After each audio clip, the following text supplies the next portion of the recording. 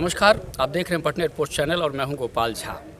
राजस्थान के बहुत सारे मंत्री हैं, लेकिन एक ऐसे राजनेता हैं जो बेबाकीपन के लिए जाने जाते हैं और कहीं न कहीं लगता है कि वो बहुत कांग्रेस के कद्दावर नेता भी हैं। और अभी जब मंत्रिमंडल बना है उसमें इन्हें एक महत्वपूर्ण जिम्मा मिला है सामाजिक अधिकारिता विभाग का। चूँकि कैबिनेट मंत्री हैं मास्टर भंवरलाल मेघवाल की बात कर रहा हूँ मैं, वो हमारे साथ हैं और मुद्दे की बात करेंगे मास्टर भंवरलाल मेघवाल जी से। सर, पहले तो बहुत बहुत स्वागत है हनुमानगढ़ में आपका।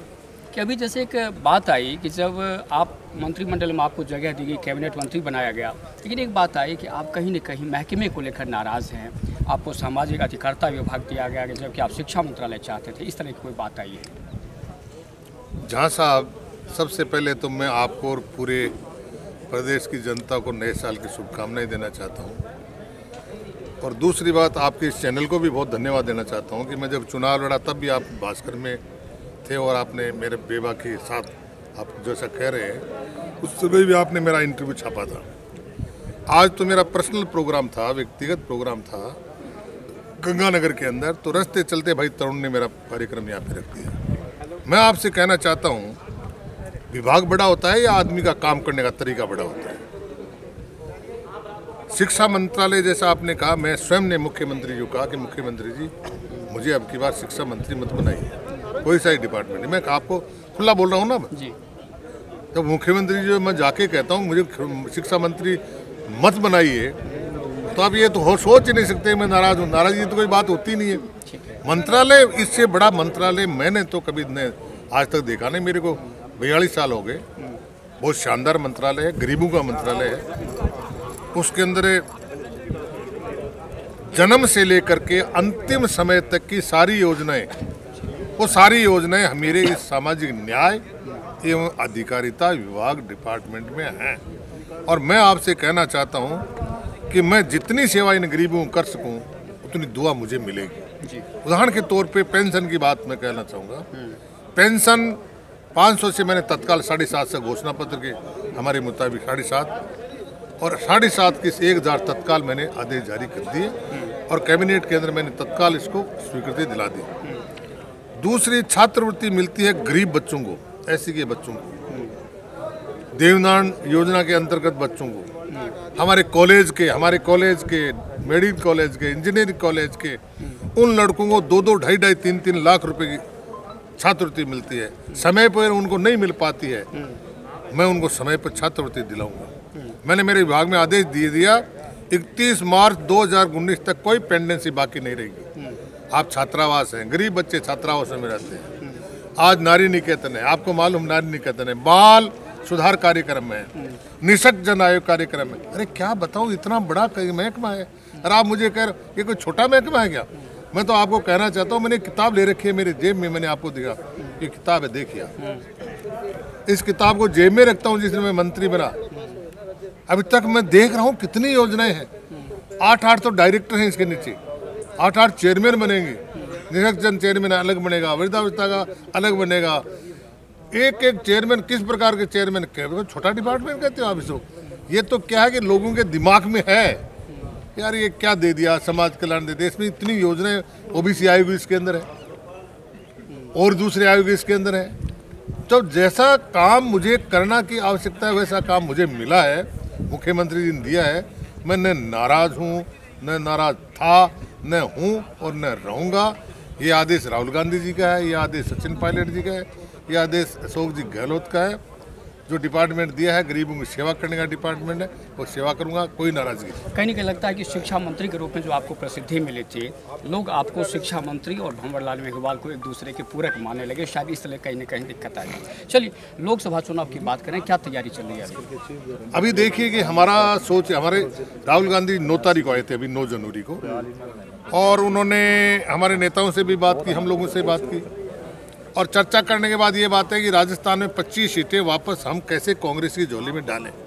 आज पूरे प्रदेश के अंदर 25 लोकसभा क्षेत्रों के हेडक्वार्टर के ऊपर मीटिंग हो रही, वहाँ से पैनल बनाए जा रहे हैं। ऐसी स्थिति के अंदर मैं समझता हूँ कि अब की बार राहुल जी और राहुल जी की टीम और राहुल जी के नेता जो भी हैं, कांग्रेस के नेता हैं, वो काफ़ी गंभीर हैं। और पहले, अब की बार टाइम से पहले, जैसे मैं यहाँ से पिछली बार चुनाव लड़ा आपके गंगानगर से, तो मुझे 24 तारीख को पर्चा भरना था। 18 तारीख को मुझे टिकट मिली, मुझे पता ही नहीं था टिकट देंगे मुझे, क्योंकि मैंने मांगी नहीं थी। तो ऐसी स्थिति के अंदर अब की बार हाईकमान बड़ा सीरियस है, कांग्रेस बहुत सीरियस है और बड़ा सोच समझ करके 25 उम्मीदवारों को उतारेगी, ताकि राजस्थान में 25 के 25 कांग्रेस के झोली में जीत करके जाए। चलिए गंगानगर की बात कर लेते हैं। आप गंगानगर भी गए थे आज हनुमानगढ़ में, और चर्चा चली कहीं न कहीं मास्टर भंवरलाल मेघवाल अपनी बेटी जो पूर्व जिला प्रमुख हैं उनको टिकट दिलाने के फिराक में। देखिए कि मेरा प्रोग्राम आज से 10 दिन पहले बन गया था, ये प्रोग्राम परसों अचानक बना है। 11 तारीख को सचिन पायलट साहब ने 13 तारीख के लिए आदेश दिए हैं सारे जिला कांग्रेस कमेटियों को आप मीटिंग करें। मेरा प्रोग्राम तो 10 दिन पहले ही बन गया था। लोहड़ी का प्रोग्राम था गंगानगर में, तो उस लोहड़ी के प्रोग्राम में गया हुआ था। एक मेरे दोस्त और थे बालिया जी, उनकी बच्ची का लोहड़ी का कार्यक्रम, छोटी उस बच्ची के लोहड़ी कार्यक्रम, तो 2 कार्यक्रम गंगानगर में थे, इसलिए मैं गंगानगर गया था। रास्ते में चूंकि कल तरुण ने कह दिया कि मेरी कॉलेज देखना है, तो मैं रुक गया। लेकिन मैं आपसे कहना चाहता हूँ हमारी डिमांड कोई नहीं है। डॉक्टर बनारसी मेघवाल मेरी डॉटर है, वो चूरू जिले की जिला प्रमुख रही है। वो सारे पुराने जितने भी अध्यक्ष रहे हैं, वर्तमान अध्यक्ष को छोड़ करके, जो 5-6 अध्यक्ष रहे, सबके पास सेक्रेटरी रही है। ऑल इंडिया कांग्रेस कमेटी में, महिला कांग्रेस कमेटी में वो सेक्रेटरी, जनरल सेक्रेटरी रही है। AICC की आज भी मेंबर है बरसों से। टिकट मांगने का सबको अधिकार है, लेकिन हमारा टिकट मांगने का गंगानगर में कोई इरादा नहीं है, न हमारा चुनाव लड़ने का इरादा है। हाईकमान जैसा कोई आदेश देता है, कहाँ से वो कहेगी बीकानेर से लड़ो तो क्या हम मना करेंगे, वो कहेगी करौली धौलपुर से लड़ोगे तो क्या मना करेंगे, वो कहते जनरल सीट पे चूरू से लड़ेगा तो कोई मना करेंगे, लेकिन हमारा टिकट मांगने का कोई इरादा नहीं। उदयपुर का प्रभारी भी हैं आप, उदयपुर की क्या प्राथमिकता, क्योंकि आपका जो बीकानेर संभाग और उदयपुर में बहुत ज़्यादा अंतर है, वहाँ पर किस तरह की प्राथमिकता होगी आपकी? उदयपुर के अंदर सबसे बड़ी समस्या पीने के पानी की, वहाँ वर्षा बहुत कम हुई है और लेबर को, जवान लेबर को आवश्यकता है मजदूर काम देने की। तो मैं आपदा प्रबंधन मंत्री भी हूँ, पायलट साहब पंचायत राज के मंत्री हैं, उनसे भी मिल करके बात करूँगा और वहाँ पे मजदूरों को ज़्यादा से ज़्यादा मजदूरी मिले। पहला प्रयास मेरा ये होगा, पहला काम। दूसरा काम मेरा ये होगा कि वहाँ पीने के पानी की व्यवस्था कैसे कर सकते हैं, उसका हमारा काम होगा। तो वहाँ पे मैं एक मीटिंग लेकर के आया हूँ, अधिकारियों की डायरेक्शन दे के आऊँगा। मैं अब आपकी बार दोबारा आऊँ तो कार्य योजना मुझे बना के दीजिए, ताकि आने वाले 3 महीने के बाद या 4 महीने जब चुनाव लोकसभा के हो तो ये सीट उदयपुर की हमारी झोली में जाए। क्योंकि मेवाड़ के अंदर जो मेवाड़ चलता है, उधर कांग्रेस का राज चलता है। अब की बार मेवाड़ चला नहीं, कांग्रेस राज बन गया। मेवाड़ में कम सीटें आई हैं, मेवाड़ की सीटें गई हमारी, लेकिन अब की बार कांग्रेस की सरकार बनी। तो ऐसी स्थिति के अंदर मैं वहाँ का प्रभारी हूँ, प्रभारी होने के नाते बराबर जो भी काम होंगे सब काम करेंगे। चलिए एक लास्ट सवाल कि चूँकि नाम बदलने की जो राजनीति भाजपा की मानी जाती थी कि कभी किसी की योजना का नाम बदल दिए, ये कर दीजिए, लेकिन इस बार कांग्रेस भी उससे डरे पे चलने लगी है। जैसे वो अटल सेवा केंद्र का नाम बदलने की चर्चा हो रही है, क्या है ये? गलत बात है, हमारा कोई अटल सेवा केंद्र बदलने का नाम नहीं। किसी व्यक्ति ने हाई कोर्ट में एक अपील दायर की, हाई कोर्ट के अंदर ये कहा गया कि ये नाम बदला नहीं जा सकता। राजीव गांधी सेवा केंद्र राजीव गांधी सेवा केंद्र ही रहेगा। लेकिन हम जब ये आदेश आ गया, उसके बावजूद भी हमारे प्रदेश कांग्रेस के अध्यक्ष माननीय सचिन पायलट साहब ने कहा कि आप पढ़ा रहे अपने, क्या दिक्कत वाली बात है। अब हमारा राज आया है, हम तो बदल सकते थे तो 2 साल पहले ही बदलना होता, तो वो तो हाईकोर्ट का आदेश है, हम थोड़ी बदल रहे हैं। तो हाईकोर्ट ने कहा है कि आप नाम बदल दीजिए, अटल नहीं रहेगा अटल नाम, लेकिन हमने तो छेड़ा ही नहीं है। ऐसे आप नहीं कह सकते कि हम उनके पद चिन्हों पे चलेंगे। हम किसी के पद चिन्हों पे नहीं चलेंगे, हम तो हमारी डगर खुद बनाएंगे, हम तो हमारी लकीर खुद बनाएंगे। हम लकीर के फकीर का भी नहीं होते, और लकीर के फकीर होने वाला कोई राज चला सकता है क्या? हम लकीर के फकीर नहीं होते हैं, हम तो हमारी लकीर खुद बनाएंगे, हमारे कार्य योजना हम खुद बनाएंगे। हम राजस्थान के अंदर सुशासन देंगे।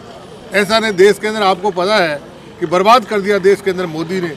मोदी जी प्रधानमंत्री बनने के बाद जेब के अंदर किसी के पास पैसा नहीं है। मोदी जी के प्रधानमंत्री के बाद नोटबंदी होगी, GST होगी, व्यापारी का व्यापार खत्म हो गया, किसान की किसानी बंद होगी, मजदूर की मजदूरी बंद होगी। बहुत हालात खराब है। मैं तो अपील करना चाहूँगा कि हमारे वही अच्छे दिन अच्छे थे, आज से 5 साल पहले वही अच्छे दिन हमारे 4.5 साल पहले थे, वही अच्छे थे। मैं तो सारी जनता भगवान का रूप है, इस भगवान रूपी जनता को हाथ जोड़ के मैं तो विनम्र निवेदन करना चाहूँगा कि इनको विदाई दो और कांग्रेस को राज लाओ, ताकि हमारे अच्छे दिन पुराने अच्छे दिन हमारे वापस आ सकें। चलिए, बहुत बहुत शुक्रिया हमसे बात करने के लिए, बहुत बहुत धन्यवाद। Thank you.